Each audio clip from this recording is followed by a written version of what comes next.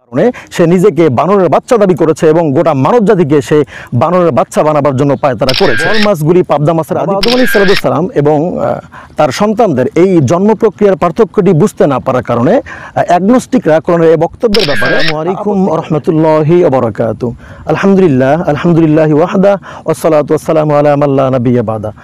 প্রিয় মুসলিম ভাই ও বোনেরা, আজকের যে বিষয়টা নিয়ে আলোচনা করতে যাচ্ছি সেটি হচ্ছে মানব সৃষ্টির রহস্য।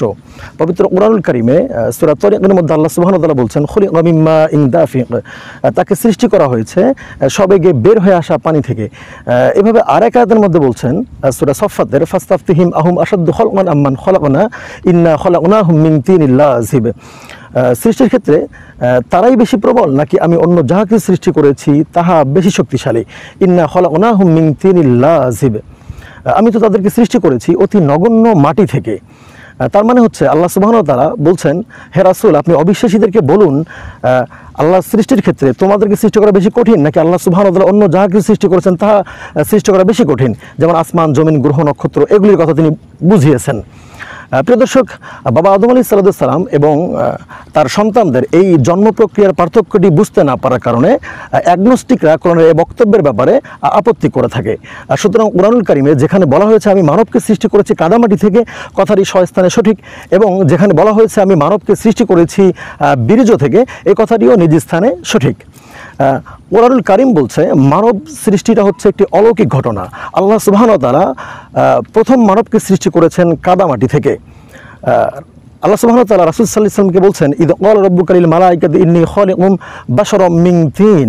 হে নবী, আপনি স্মরণ করুন আপনার রব ফেরেশতাদেরকে বলেছেন যে আমি কাদামাটি থেকে মানব সৃষ্টি করেছি।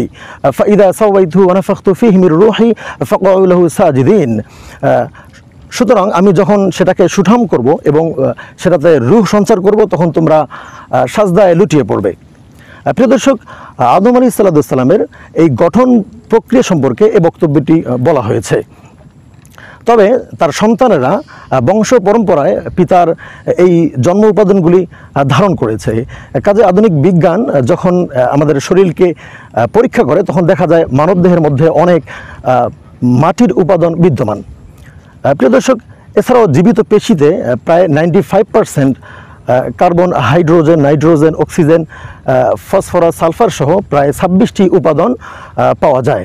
এটি কোরআনুল কারীমের আরেক আয়াতের মধ্যে বলা হচ্ছে ওয়ালাকাদ খালাকনাল ইনসানা মিন সুলালাতিন মিন তিন, আমি তো মানবকে সৃষ্টি করেছি মাটির উপাদান থেকে। প্রিয় দর্শক, আপনারা সকলেই বুঝতে পারছেন যে আসলে মানব সৃষ্টির রহস্যটি কী।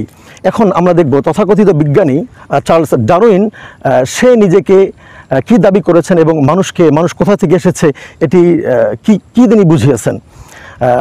চার্লস ডারউইন বলেছেন যে মানুষের আদিপিতা ছিল বানর, মানুষ বানর থেকে এসেছে। বানররা যখন জঙ্গলের মধ্যে ঘোরাফেরা করছেন তো একসময় লেজ ঘষাঘষি করতে করতে লেজটা খসে পড়ে যায়, এরপরে সে সোজা হয়ে হাঁটা শুরু করে, আস্তে আস্তে এইভাবে তারা মানুষ হয়ে যায়। প্রিয় দর্শক, আসলে মানুষ এবং বানরের সঙ্গে অনেকটা মিল রয়েছে। এর মানে এই নয় যে বানর থেকে মানুষ এসেছে। আমরা যদি দেখি পাবদা মাছ এবং বোয়াল মাছ দুটাই প্রায় কাছাকাছি সেম। আমরা যদি এখন কেউ বলি বা কেউ যদি বলে যে বোয়াল মাছগুলি পাবদা মাছের আদি পুরুষ, এটি কেউ মানবে? অবশ্যই এটি কেউ মানবে না। যেমন টাকি মাছ এবং গজার মাছ দুটাই প্রায় কাছাকাছি। এখন যদি আমরা কেউ বলি কিংবা কেউ যদি বলে যে গজার মাছগুলো এই টাকি মাছের আদি পুরুষ, তাহলে এটি অবশ্যই মানুষ মনে করবে যে লোকটি অবশ্যই বোকা বা তার কোনো জ্ঞান নেই। প্রিয় দর্শক, এই কোরআনুল কারীমের জ্ঞানটি চার্লস ডারউইনের মধ্যে না থাকার কারণে সে নিজেকে বানরের বাচ্চা দাবি করেছে এবং গোটা মানব জাতিকে সে বানরের বাচ্চা বানাবার জন্য পায়তারা করেছে। প্রিয় দর্শক, আশা করি মানব সৃষ্টির আসল রহস্যটি আপনারা বুঝতে পারছেন। আল্লাহ সুবহানাহু ওয়া তাআলা আমাদের সকলকেই এই কথাগুলো বোঝার তৌফিক এনায়েত করুক। সকলে আমিন। ওয়া মা আলাইনা ইল্লাল বালাগ।